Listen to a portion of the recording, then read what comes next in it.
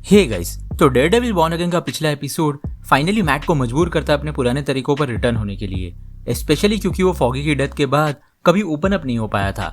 और अब white tiger के साथ भी जो इंसिडेंट हुआ उसने मैट के अंदर सिस्टम को लेके जो होप था वो भी खत्म कर दिया है। फ्रैंक के साथ उसका जो कन्वर्सेशन हुआ उससे फाइनली मैट को मोटिवेट किया दोबारा डेयरडेविल के मेंटल को अपनाने के लिए। और एपिसोड 5 मैट को और ज्यादा पुश करेगा डेयरडेविल बनने के लिए। डेयरडेविल बॉर्न अगेन के ट्रेलर के कुछ शॉट्स में हम एक बैंक रॉबरी देख सकते हैं और इस बैंक रॉबरी के वक्त मैट खुद भी वहां मौजूद होगा। इस बैंक रॉबरी की हिंट हमें एपिसोड 4 में ही मिल चुकी थी, जब मैट उसकी पार्टनर क्रिस्टन मैकडफी से बैंक अपॉइंटमेंट्स की बात कर रहा था उनकी कंपनी के नए क्लाइंट्स को सेटअप करने के लिए। आने वाले एपिसोड 5 में एक इंटरेस्टिंग कैमियो भी हमें देखने मिलेगा। मोस्टली जब बैंक रॉबर्स बैंक को लूटने आएंगे तब वहां पर मिस मार्वल एक कमाला खान के फादर यूसुफ खान भी होंगे। मोस्ट प्रोबेबली वो उस बैंक के कस्टमर या उसके स्टाफ का हिस्सा होंगे और ट्रेलर के कुछ शॉट्स में हम उनका भी इंटरेक्शन मैट के साथ होते हुए देख सकते हैं। यानी कि मिस मार्वल से रिलेटेड कोई ईस्टर एग भी हमें इस कन्वर्सेशन में सुनने मिलेगा। प्रोबेबली कोई यंग एवेंजर्स या चैंपियंस की हिंट हमें मिल सकती है इस सीन में। और एक और शॉट में हम एक बैंक रॉबर को मैट को गन से थ्रेटन करते हुए देख सकते हैं और इस बैंक रॉबर ने रेड मास्क पहना हुआ है। अब इंटरेस्टिंग बात यह है कि आगे चल के मैट यही मास्क खुद पहन लेता है, यानी कि मोस्ट प्रोबेबली मैट खुद इन सभी रॉबर्स को डिफीट कर देगा, क्योंकि ट्रेलर के एक और शॉट में वो यही मास्क पहन के एक रॉबर का पैर तोड़ देता है। जब मैट ये मास्क पहनेगा तो जो इमोशंस उसने फॉगी की डेथ के बाद सप्रेस कर दिए थे और बस कुछ मोमेंट्स के लिए फ्रैंक के सामने बाहर आए थे, वो अब इस मास्क की वजह से पूरी तरह एक्सप्लोड हो जाएंगे।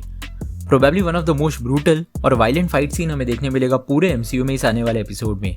और जैसे मार्वल ने मैट और फिस्ट के बीच एक पैरेलल ड्रॉ किया एपिसोड 4 के एंड में उनके असली नेचर को दिखाते हुए, वैसे प्रोबेबली यहाँ एपिसोड 5 में भी हमें एक और पैरेलल देखने मिल सकता है मैट और फिस्ट के बीच। जब मैट इन बैंक रॉबर्स को पूरी तरह पीट रहा होगा उस वक्त हमें शायद फिस्क और उसके कैदी एडम की हिस्ट्री भी दिखाई जाएगी और उसे हमें पता चलेगा कि फिस्क कैसे अपने रियल इमोशंस को अब तक कंट्रोल करता आ रहा था। हमने ऑलरेडी उसके एडम के साथ हो रहे वायलेंस के कुछ हिंट्स एपिसोड 1 और एपिसोड 2 में देखी है, जहां उसके नकल्स ब्लीड कर रहे थे। फिस्क और एडम के भी कुछ सीन्स दिखाए गए ट्रेलर में, जहां एडम और फिस्क के बीच एक लड़ाई हो रही है।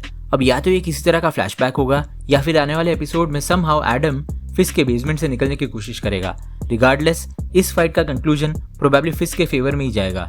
ये देखना इंटरेस्टिंग होगा कि वेनेसा को एडम के बारे में जो पता चलेगा तो उसका रिएक्शन क्या होगा, क्योंकि हम एक और ट्रेलर के शॉट में वेनेसा को भी उसी बेसमेंट में देखते हैं जहां फिलहाल एडम को फिस्क ने कैद कर रखा है। अब मार्वल सिर्फ एपिसोड 5 रिलीज नहीं कर रहा अपकमिंग वेडनेसडे को, एपिसोड 6 भी इसी वेडनेसडे को रिलीज होगा और काफी चांसेस है कि उस एपिसोड में मैट फिर से डेयरडेविल बनेगा। वो episode most probably Frank castle और पनिशर कॉप्स के ऊपर फोकस करेगा। जैसा कि मैंने अपने पिछले वीडियो में बताया था मैट और फ्रैंक की इस मीटिंग के बारे में, अब फ्रैंक को पता चल चुका है कि न्यूयॉर्क की पुलिस उसका सिंबल यूज कर रही है, वो भी गलत काम करने के लिए। स्पेशली मैट से इस सिचुएशन की ग्रेविटी को समझने के बाद, और मैट ऑलरेडी उस इंसान को ढूंढ रहा है जिसने हेक्टर अयाला एक व्हाइट टाइगर को मारा था। उसने इस चक्कर में दोबारा ऑफिसर पावल को कन्फ्रंट किया एक पुलिस स्टेशन में, जो खुद भी एक पनिशर कॉप है। एपिसोड 6 तक काफी चांसेस है कि उसे हेक्टर के किलर के बारे में पता चल जाएगा। हो सकता है कि मैट को इसकी इन्फॉर्मेशन फ्रैंक से ही मिले, क्योंकि फ्रैंक खुद भी अपनी तलाश शुरू करेगा और प्रोबेबली उसे ये पनिशर कॉप्स का एक ग्रुप भी मिलेगा इस तलाश के दौरान, जहां ये ग्रुप खुद उसे बता देगा हेक्टर के किलर के बारे में। क्योंकि कॉमिक्स में भी फ्रैंक को अचानक एक पनिशर कॉप्स का ग्रुप मिला था जो कि उसे आइडलाइज करता था। इसकी बात मैंने मेरे पिछले वीडियो में भी की थी। कॉमिक्स में भी फ्रैंक ने इस ग्रुप को एंटरटेन नहीं किया था और इनफैक्ट उसने पुलिस को कैप्टन अमेरिका को अपना रोल मॉडल चुनने के लिए कहा था। काफी चांसेस है कि ये कन्वर्सेशन हमें एपिसोड 6 में भी देखने मिले। अगर आपको कॉमिक्स में फ्रैंक कैसल और पनिशर कॉप्स की इस इंटरेक्शन के बारे में और डिटेल में जानना है तो आप यहाँ ऊपर राइट साइड में आई बटन पर क्लिक करके उस वीडियो को देख सकते हो। यही इंटरेक्शन के बाद जो सेट से लीक हुई फोटोज है डेयरडेविल और पनिशर की, वो हमें देखने मिल सकती है इस एपिसोड में, जहां ये दोनों इन करप्ट पनिशर कॉप्स के अगेंस्ट लड़ेंगे। अब हो सकता है कि पनिशर का आर्क प्रोबेबली एपिसोड 6 में ही पूरा हो जाए और आगे की डेयरडेविल बॉर्न अगेन की स्टोरी म्यूज पर फोकस करे। म्यूज को ऑलरेडी एपिसोड 4 के एंड में दिखाया गया है और उसके म्यूरल्स इनिशियल एपिसोड्स में भी दिखाया गया है। म्यूज ऑलरेडी एक खतरनाक विलन रहा है कॉमिक्स में। जैसा हमने एपिसोड 4 के एंड में देखा, वैसे कॉमिक्स में भी वो एक डिरेंज्ड इंसान रहा है और वो अपने विक्टिम्स के ब्लड को यूज करता था न्यूयॉर्क के बिल्डिंग्स की दीवारों पर म्यूरल्स बनाने के लिए।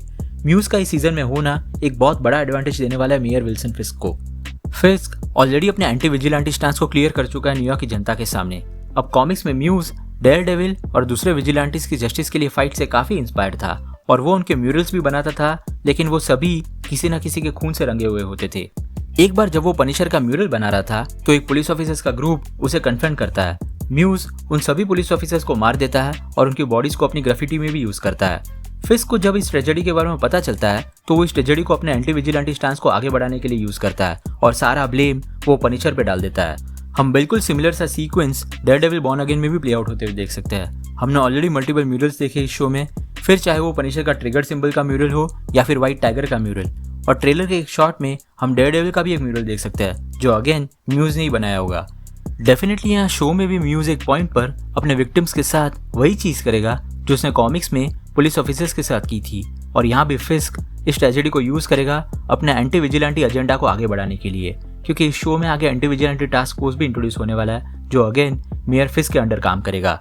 अब एंटी विजिलेंटी टास्क फोर्स इसी सीजन में इंट्रोड्यूस होगी या फिर अगले सीजन में, ये देखना इंटरेस्टिंग होगा, क्योंकि सीजन 2 की कुछ लीक हुई फोटोज में मेयर फिस्क की anti vigilante task force full form में दिख रही है। So let's see. तो आपके क्या थॉट्स है डेयरडेविल बॉर्न अगेन के एपिसोड 5 और एपिसोड 6 को लेके, और डेयरडेविल और पनिशर आपके हिसाब से यहाँ किसके अगेंस्ट लड़ रहा है? क्या वो पनिशर कॉप्सी है या फिर ये कोई दूसरी थ्रेट है जो अब तक इंट्रोड्यूस नहीं हुई है? अपनी थियरीज नीचे कमेंट सेक्शन में जरूर बताना। अगर आपको वीडियो पसंद आया हो तो उसे लाइक जरूर कर देना, और अगर आप इस चैनल पर नए हो तो सब्सक्राइब करना मत भूलना। हम रेगुलरली ऐसे वीडियोस पब्लिश करते हैं। हमारे रिसेंट वीडियोस को देखने के लिए यहाँ पे क्लिक करें। Thank you so much for watching guys, stay safe.